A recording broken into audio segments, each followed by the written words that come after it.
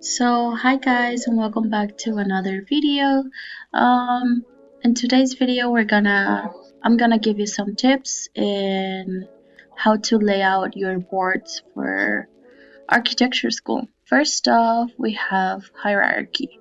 So you always want to have hierarchy, and that means depending in size or in color or in amount. So for example, right here, I have one of my boards for my Studio Design 2. This is an exploded diagram. So right here, I have hierarchy in my text by just making my text, the title of my board, bold. So you really know that that's the title. And so right here, I have the name, the drawing, right here, also in bold.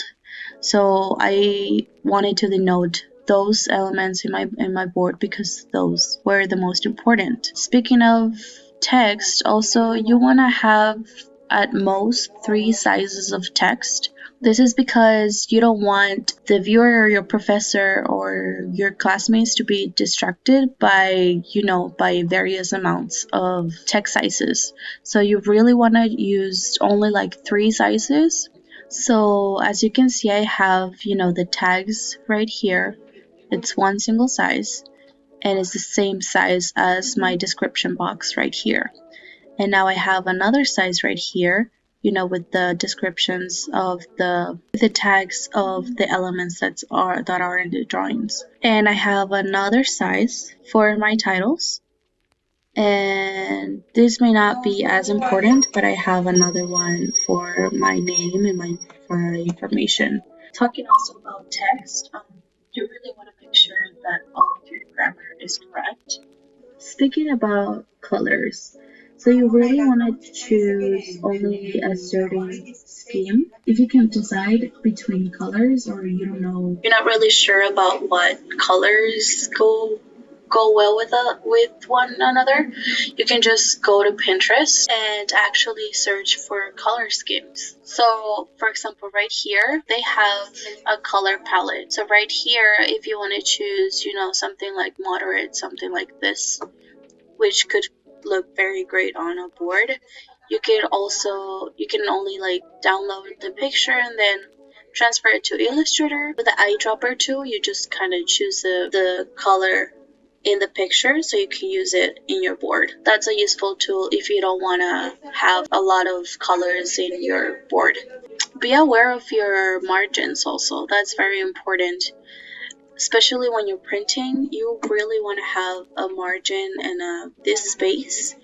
And you can do that by using the rulers and the guidelines. So using the guides, just as I did with this board, I have, my guidelines for the whole margin right here. But then I also have it to align every single part of the board. So alignment is also very important. So you really want to have composition in your board and intentional. So for example, this title aligns with this text box and this drawing aligns with my name and my information, and also this title aligns with my guidelines. So you really want to be careful with how you're composing your board. That's really graphics 101, I think. Or at least that's what my professor taught us to do. Very clear and very precise, and that is understandable. So that also applies for the pictures and drawings. Right here I have 2 of my renders of this project, and they're the same size and aligned, as I just mentioned. Here's another board with a lot more information and a little bit more condensed in terms of information that the board has. So this is my project for my Design 3 studio. So of course the instructor asked us for a lot more information that we had to put into the board, and besides it was a final. That also can relate to the pictures that you have.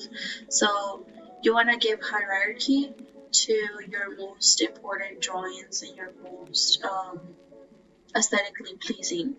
And the most, if you're really spending a lot of time in one of your drawings, then you might want to give all of your attention to that certain drawing. So one quick tip that one of my instructors once told me is that you want to make your board as clear as for everyone to understand, not only your instructors and your classmates, but any person that could come across and to look at your board. Simple in terms of design of the board, so that everyone can understand.